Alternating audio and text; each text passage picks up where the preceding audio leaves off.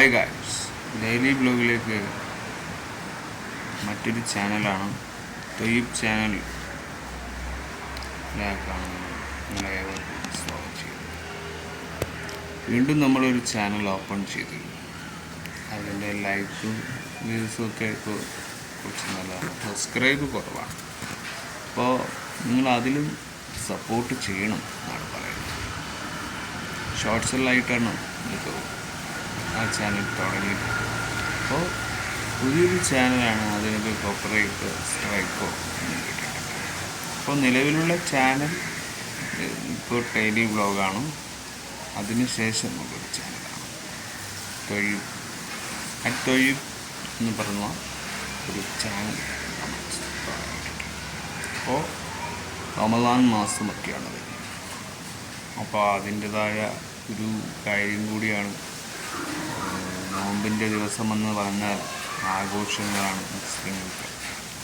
അതായത് നോമ്പെന്ന് പറഞ്ഞാൽ ഒരു ഇബാദത്ത് തന്നെയാണ്, എല്ലാവർക്കും അറിയാവുന്ന കാര്യമാണ്. സോഷ്യൽ മീഡിയ അറിയാത്ത കാര്യമൊന്നുമില്ല. ഒരു പ്രാർത്ഥന സാഹചര്യമായിരിക്കും. മറ്റുള്ളതെല്ലാം മാറ്റിവെച്ചു സ്വയം നമ്മൾ നിയന്ത്രണത്തിലൂടെ പോവുക എന്നതാണ് ഈ മതവുമായി ബന്ധപ്പെട്ടത്. മതമെന്നല്ല, ഒരു നമ്മളെല്ലാം ജീവിതത്തിൽ ഒരിക്കലെങ്കിലും നോമ്പ് ചെയ്യുക എന്നത് നമ്മുടെ കർമ്മമാണ്. ആ കർമ്മം നിരസിക്കുന്നതിൻ്റെ വ്യാപ്തി അത് നമ്മൾ തിരിച്ചറിയുക തന്നെ വേണം. ഇപ്പോൾ ഈ ലോകത്ത് നടക്കുന്ന സകല സൃഷ്ടികൾക്കും അതിൻ്റെതായ ഒരു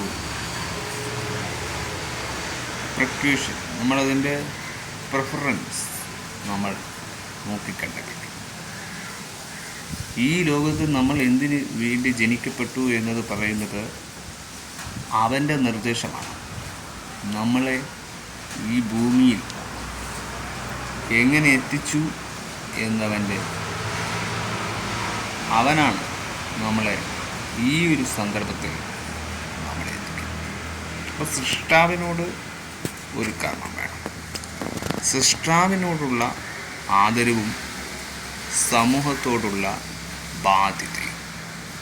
പിന്നെ നമ്മൾ ഈ മനുഷ്യൻ ഹ്യൂമൻ റൈറ്റ്സ് എന്ന പേരിൽ നമ്മൾ തിരസ്കരിക്കേണ്ട കാര്യങ്ങളാണ് ഭക്ഷണം. ചില കാര്യങ്ങളിൽ നമ്മൾ അമൃത ഫുഡിങ് കാരണം നമ്മുടെ രോഗശൈലിയെ നമ്മളെ ഒരുപാട് നിരുത്സാഹപ്പെടുത്തുക. ആ രോഗങ്ങളാണ് നമ്മുടെ ജീവിതത്തിൽ ഒരു ടെക്നിക്കലി രോഗമാണ് നമ്മുടെ ജീവിതത്തിൽ പലപ്പോഴും നമ്മളെ സ്വാധീനിക്കാറ്. ജീവിതത്തിൽ ഇതുപോലുള്ള ഹിംസകളും അഹിംസകളും രണ്ടും തരംതിരിക്കാനുള്ള ഒരു പ്രാർത്ഥനകൾ തന്നെയാണ് നോമ്പിൻ്റെ ഒരു കർമ്മം എന്ന് പറയുന്നത്. സോഷ്യൽ മീഡിയയിൽ നിന്ന് നമ്മൾ കാണുമ്പോൾ, സോഷ്യൽ മീഡിയ വിഭാഗത്തിൽ നമ്മൾ നോമ്പും ഈ ഒരു മതപരമായ കാര്യങ്ങൾ സംസാരിക്കുക, അതിന് കൂടുതൽ ഇംപ്രഷീവ് ഉണ്ടാവാറില്ല. കാരണം നമ്മൾ ലോകത്തെ എങ്ങനെ കാണുന്നു എന്നതാണ് ഈ ലോകത്തിൻ്റെ കൈറ്റ്.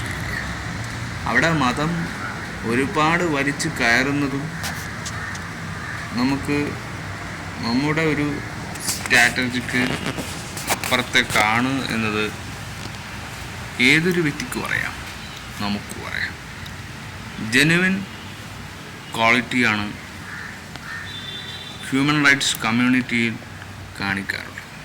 ഇവിടെ അത്രമാത്രം സമൂഹം എവിടത്തേക്ക് എങ്ങനെ നാളെ എങ്ങനെ എന്ന് ഒരു ഫോക്കസ് ഉണ്ടാകും.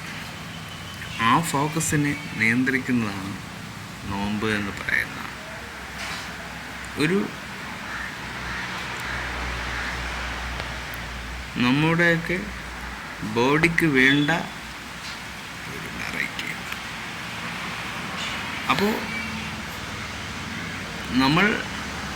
നമ്മളെ എങ്ങനെ തിരിച്ചറിയുന്നതാണ് ക്വാളിറ്റി, ഹ്യൂമൻ ക്വാളിറ്റി ഉണ്ടാവും. അത് നമ്മൾ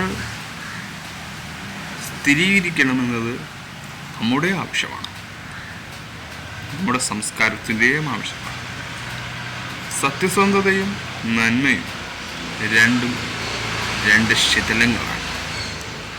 നരകമുണ്ടോ സ്വർഗമുണ്ടോ എന്ന ഈ ചോദ്യം, ഇത് കാലഘട്ടത്തിന് ശേഷമുള്ള ഒരു കാലഘട്ടം നമുക്ക് വരാനുണ്ട് എന്നത് ആഗ്രഹിക്കുന്നവർക്കാണ്. പക്ഷേ ഈ ഭൂമിയിൽ ജീവിക്കുന്ന കാലം വരെ നമ്മൾ അതിനെക്കുറിച്ച് ഓർക്കേണ്ട കാര്യമുണ്ട്. കാരണം നമ്മൾ നാളെക്കുറിച്ച് ആലോചിക്കുമ്പോഴാണ് ഇന്ന് എന്നത് നമുക്ക് തിരുത്താനാവുക. അപ്പോൾ അതുകൊണ്ട് തന്നെയാണ് ഇസ്ലാമിലേക്കുള്ള ഈ ഒരു നോയമ്പ് ഈ ഒരു അടുത്ത മാസങ്ങളിൽ തൊട്ട് അതൊരു നോമ്പ് ഫറളാക്കി മാറ്റിയിട്ടുണ്ട്. അപ്പം ഒരു മാസം നമുക്ക് നോമ്പുകളിൽ തന്നെ നമ്മുടേതായ ശൈലികളിൽ തന്നെ തുടരേണ്ടി വരും. ഇത് എക്കാലത്തും അങ്ങനെ തന്നെയാണ്. ചിലർ മതവുമായി പറഞ്ഞ് കൂടുതൽ വളർത്താൻ നോക്കുന്നുണ്ട്. അത്തരത്തിലുള്ള നീചം സമൂഹത്തിൽ ചെയ്യില്ല. ഇത് ഫോളോ അപ്പ് ചെയ്യാൻ പറയുക എന്നത് നല്ലൊരു കാര്യം. അടിമത്തം ആരും സ്വീകരിക്കുന്നതല്ല. ആരാധന, ഭൗതിക ആരാധന ഒക്കെ ഉണ്ടാകുന്ന അവനവൻ്റെ മനസ്സിലാണ്. അവനവൻ്റെ മനസ്സിലുണ്ടാകുന്നത് എന്തും ആരാധന തന്നെയാണ്. അത് ഏത് കാര്യത്തിലായാലും. ഒരുത്തന് ആരാധനകളില്ലാതെ ഈ ഭൂമി ഉണ്ടോ എന്ന ചോദ്യത്തിന് ഒരു ഉത്തരവേ ഉള്ളൂ. പിന്നെ അവൻ എന്തിനാണ് ജീവിക്കുന്നത്? നമ്മുടെ കൺമുന്നിൽ കാണുന്ന എന്തിനോടും നമുക്ക് ആരാധന തോന്നിയേക്കാം. എന്തിനോടും. അത് എന്ത് കാര്യത്തിലായാലും അതിൽ ഒരു നല്ല കാര്യമുണ്ടെങ്കിലും ഒരു മോശക്കാര്യമുണ്ടെങ്കിലും അതിൽ തമ്മിലുള്ള ഡിഫറൻസ്, ഒരഭിപ്രായം നമുക്കുണ്ട്. അതുകൊണ്ട് ഇൻഡിവിജ്വലായിട്ട് തീരുമാനമെടുക്കാൻ നമ്മൾ പ്രാപ്തനായിരിക്കണം. ഹ്യൂമൻ എന്ന് പറയുമ്പോൾ ഗ്രൂപ്പുമുണ്ട് ഇൻഡിവിജ്വലുമുണ്ട്. ഗ്രൂപ്പ് ഡിവൈസായി സംസാരിക്കാൻ കഴിയുന്ന കാര്യങ്ങൾ ഗ്രൂപ്പായിട്ട് തന്നെ സംസാരിക്കാം. പക്ഷേ ഇൻഡിവിജ്വലായി തീരുമാനങ്ങൾ എടുക്കാൻ നമുക്ക് പറ്റാറില്ല. നമ്മൾ നിസ്സഹായതയാവുന്നതും ആ ഒരു വിഭാഗമാണ്. നമ്മൾ തനിച്ചാകുമ്പോൾ നമുക്കെല്ലാം നഷ്ടപ്പെട്ടു പോയി എന്ന ചിന്തകളിലൂടെ ജീവിക്കുന്നവരാണ് മനുഷ്യർ. ആ അവസ്ഥയിൽ നമ്മളെ വീണ്ടും പരീക്ഷിക്കുന്നതിൻ്റെ യാഥാർത്ഥ്യത്തെ തിരിച്ചറിയാൻ നമ്മൾ ആഗ്രഹിക്കുന്നുണ്ട്. ഓരോ മനുഷ്യനും ഓരോ അപകടങ്ങൾ. ഇന്നലെ തന്നെ ഒരു വലിയ ആക്സിഡൻറ്റ് എൻ്റെ കണ്ണിൽ നിന്ന് പോയി. ഞാൻ ഇന്നലെയാണ് ഒരു ഡ്യൂട്ടിക്ക് കയറിയത്, സ്വിഗ്ഗി എന്ന് പറയും. അപ്പോൾ ആ ഡ്യൂട്ടിയിൽ നിന്ന് തന്നെ വലിയ അപകടങ്ങളാണ് നമുക്ക് കാണുന്നത്. അപ്പോൾ നമ്മൾ നമ്മുടെ സംസ്കാരത്തെ, നമ്മളെ വളർത്തി വന്ന കാര്യങ്ങളും ഒക്കെ നോക്കുമ്പോൾ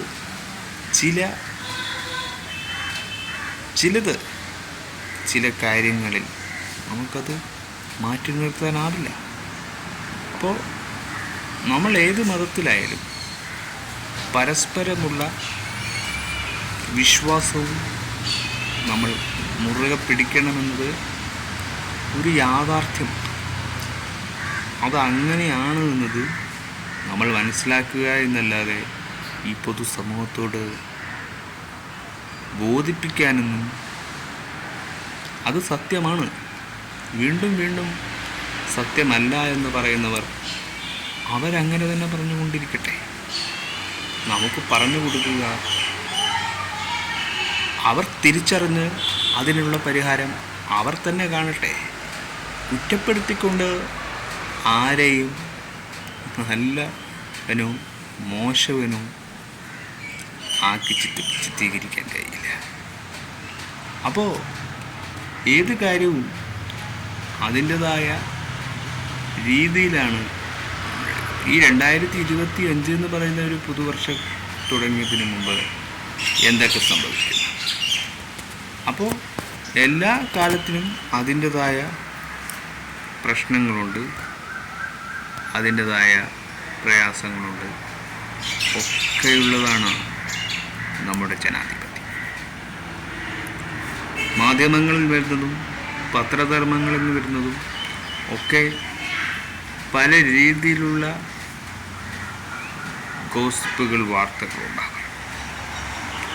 സിനിമകളിലും ഇൻഡസ്ട്രിയിലും ഒക്കെ ഉണ്ടാകുന്ന എല്ലാ മനോഭാവങ്ങളും നമ്മൾ കാണുന്നവരാണ്, കേൾക്കുന്നവരാണ്. ഇവിടെ സംസ്കാരത്തിൻ്റെ പേര് പറയുമ്പോൾ നമ്മൾ ഇൻഡിവിജ്വലായിരിക്കണം. നമ്മളുടേതായ മനസ്സാക്ഷിക്ക് ഇൻഡിവിജ്വലായിട്ട് തന്നെയാണ് തീരുമാനമെടുക്കുന്നത്. ലോകം മാറണം ഓരോ മനുഷ്യരും എന്ന് തന്നെയാണ് ഇതിൻ്റെയൊക്കെ അടിസ്ഥാനം. 30 ദിവസമാണ് നോമ്പ്. ആ നോമ്പ് നോക്കുക. എല്ലാ മതത്തിനും നോമ്പ് നോക്കാൻ അർഹതയുണ്ട്. ആ നോമ്പ് നോറ്റ് അതിൻ്റെതായ കർമ്മഫലം നമുക്ക് തിരികെ കിട്ടുക എന്ന ഒരു സത്യം നമ്മുടെ ഉള്ളിലുണ്ടാവണം.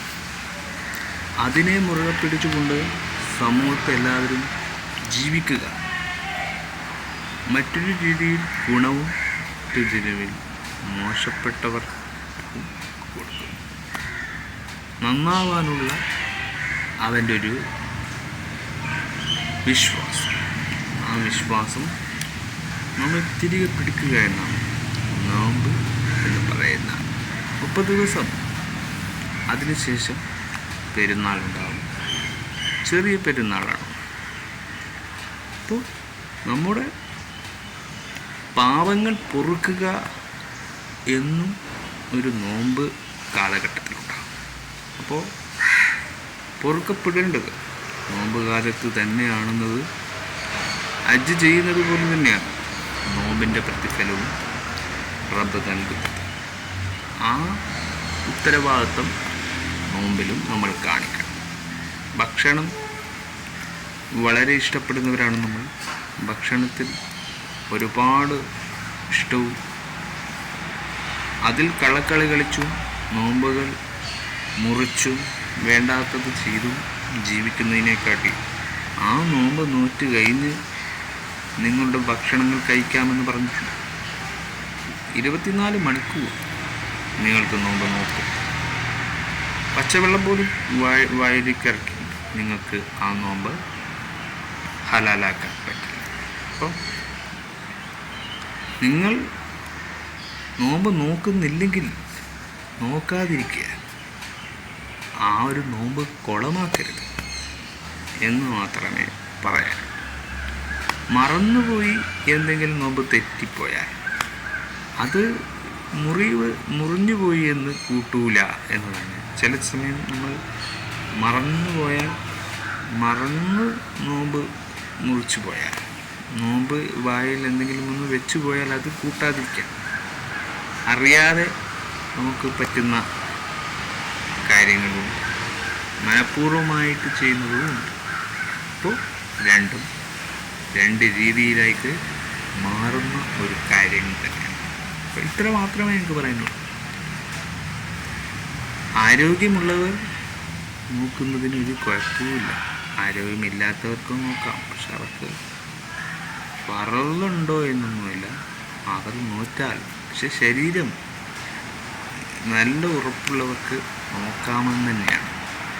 കഴിയാത്തവരും വൃദ്ധന്മാരും ഒക്കെ വീണ്ടും നോമ്പ് നോക്കണമെന്ന് ഞാൻ പറയാറില്ല. കാരണം അവർ നോക്കുന്നത് അവരുടെ ശരീരത്തിനും ആവശ്യമായിരിക്കും. മതവും ഒക്കെ തന്നെയായിരിക്കും. പക്ഷേ എല്ലാത്തിനും ഒരു ലിമിറ്റുണ്ട്. ആ ലിമിറ്റിനപ്പുറം എല്ലാം ഒരു ഓവറായിട്ട് തോന്നുകയും ചെയ്യും. അത് മറ്റുള്ളവർക്ക് നഷ്ടങ്ങളുണ്ടാകും. ആ നഷ്ടം നികത്തിക്കൊണ്ട് മാത്രമേ ഏതൊരു തീരുമാനവും എടുക്കാവൂ. പനിയോ ജലദോഷമോ അങ്ങനെയുള്ള സാഹചര്യങ്ങൾ ഉണ്ടാകുമ്പോൾ നമ്മളിത് ഏറ്റെടുക്കണമെന്ന് നിർബന്ധിക്കില്ല. അത് അവരവരുടെ പേഴ്സണൽ ടോക്കാണ്. അപ്പോൾ അത് രഹസ്യമായിട്ട് തന്നെ വെച്ച് നിങ്ങൾ തീരുമാനിക്കുക.